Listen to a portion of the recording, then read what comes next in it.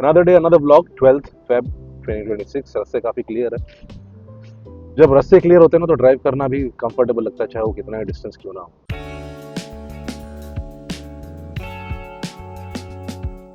मुझे ना आज रिस्पेक्ट माइंड में भी चल रहा है, दिमाग में, कि रिस्पेक्ट और फेमिलियरिटी का क्या कनेक्शन है।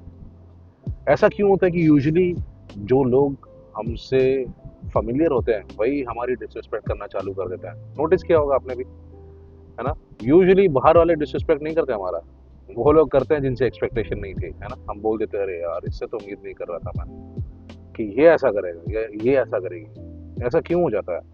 पता है ऐसा क्यों होता है? क्योंकि एक लूप है, ये मैं बता रहा हूँ। जैसे सेल्फ रिस्पेक्ट से बिहेवियर लिंक्ड है और बिहेवियर से रिलेशनशिप्स लिंक्ड है। इसका मतलब क्या है? इसका मतलब ये है कि अगर मैं डिसरिस्पेक्ट की बात कर रहा हूँ फेमिलियर लोगों के साथ, या क्यों वो लोग आपका डिसरिस्पेक्ट कर देते हैं जो आपके फेमिलियर है, आपसे फेमिलियर है, क्योंकि उसकी शुरुआत होती है सेल्फ रिस्पेक्ट से। मतलब आप खुद को कितना रिस्पेक्ट करते हो। समझाता हूँ मैं इसका मीनिंग क्या है, अगर थोड़ी एम्बिग्यूटी है यहाँ पे। तो मानो कि आप किसी से फेमिलियरिटी में हो, किसी के साथ दोस्ती नहीं है, अक्वेंटेंस है, या आप फेमिलियर हो, दो लोग एक दूसरे को जानते हैं, है ना। चाहे वो दोस्ती रिलेशनशिप भी हो सकती है, लेकिन मैं उस कॉन्टेक्स्ट में भी समझाना नहीं चाहता। स्ट्रेंजर और अक्वेंटेंस के पर्सपेक्टिव से समझाना चाहता हूँ।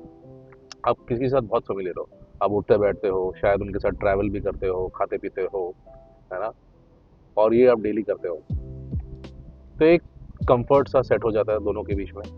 आप कंफर्टेबल हो जाते हो उनके साथ, वो आपके साथ कंफर्टेबल हो जाते हैं। तो उसमें क्या होता है, जब दो लोग या एक ग्रुप ऑफ पीपल जब कंफर्टेबल हो जाता है ना, तो वो ऐसी क्या होता है ना, उनका बैरियर लो हो जाता है और वो सारी ऐसी बातें करते हैं, ऐसे टॉपिक्स पे, ऐसे पॉइंट्स पे, ऐसी चीजें बोलते हैं, क्योंकि बैरियर लो हो चुका है। और बैरियर अगर लो हो चुका तो ऐसी सारी चीजें अब ओपन होगी जो पहले ओपन नहीं थी डिस्कशन के लिए। तो सारी चीजें खुलती है उसमें, मजाक मजाक में काफी चीजें बोली जाती है।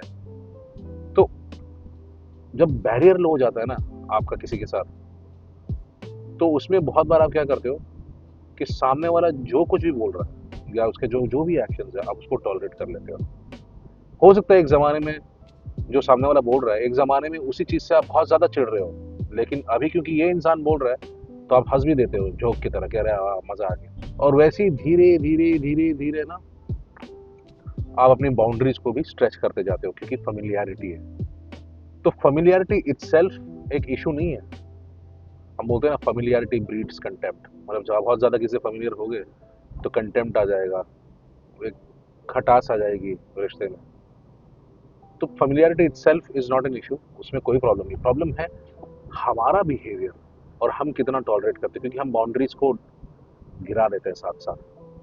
We are willing to tolerate a lot. जब हम किसी के साथ फेमिलियर, हम स्ट्रेंजर्स के साथ ऐसा नहीं करते। किसी कोई स्ट्रेंजर अगर आपको मजाक में कुछ बोल दे तो आप क्या बोलते हो? खबरदार, how dare you talk to me like this. तो मुझे जानते भी नहीं हो, हम ऐसे बोल देते हैं। लेकिन वही अगर सेम वर्ड्स अगर कोई जाना पहचाना इंसान बोल दे अगर आपको, तो आप हंस दोगे। क्यों? क्योंकि आपने उस इंसान के साथ लर्न कर लिया अपनी बाउंड्री को गिरा देना। तो बाउंड्री धीरे धीरे जब इरोड होती है ना, तो सामने वाला भी आपको ओवरनेट डिसरिस्पेक्ट नहीं करता। यह मत सोचना कि अगर आप फेमिलियर हो किसी के साथ तो चलो अब वो अगले दिन से वो आपको डिसरिस्पेक्ट करना चालू कर देगा। ऐसे नहीं होता। रियलिटी में क्या होता है, रियलिटी में डिसरिस्पेक्ट है ना, अक्यूमुलेट होता है एक एक दिन, कंपाउंडिंग इंटरेस्ट की तरह। कंपाउंड इंटरेस्ट की तरह वो धीरे धीरे धीरे धीरे धीरे बढ़ता जाता है। कैसे? एक एक छोटी बात जब आप डेली इंटरेक्शन में लेट गो कर देते हो और आप को कोई दिक्कत नहीं होती, सामने वाला कुछ भी बोले, कैसा भी बिहेव करे आपके साथ, आप बोलते चलो कोई नहीं कोई नहीं कोई नहीं, ऐसे करते जाते हो। तो सामने वाला ना आपको टेस्ट कर रहा होता है, छोटी छोटी टेस्ट लेता है वो आपसे। और जब आपकी टेस्ट लेता है और आप फेल होते रहते हो, उसको समझ में आता है कि इस इंसान की बाउंड्री और भी स्ट्रेच की जा सकती है, इसको मैं और थोड़ा आगे ले जा सकता हूँ। एक दिन वो आप फॉर एग्जाम्पल एक दिन उसने आपको गाली दे दी, आपने टॉलरेट कर लिया। दूसरे दिन उसने आपको बाप की गाली दे दी, आपने टॉलरेट कर दिया। तीसरे दिन उसने बहन की गाली दे दी, आपने टॉलरेट कर दिया। चौथे दिन माँ की गाली दे दी, आपने और टॉलरेट कर लिया। अगले दिन वो अश्लील बातें करने लगा आपकी फैमिली के बारे में, आपने टॉलरेट कर लिया। तो देखिए ये धीरे धीरे धीरे धीरे वो सामने वाला टेस्ट कर रहा होता है। और वो टेस्ट में अगर आप फेल हो जाते हो ना, तो वो इतना ज्यादा फिर हो जाता है कि वो आउटराइट डिसरिस्पेक्ट बनना चालू हो जाता है। और फिर आपको लगता है अरे यार तो बहुत डिसरिस्पेक्टफुल इंसान है, लेकिन गलती उसमें आपकी होती है क्योंकि आपने अलाउ किया इसको ओवर टाइम।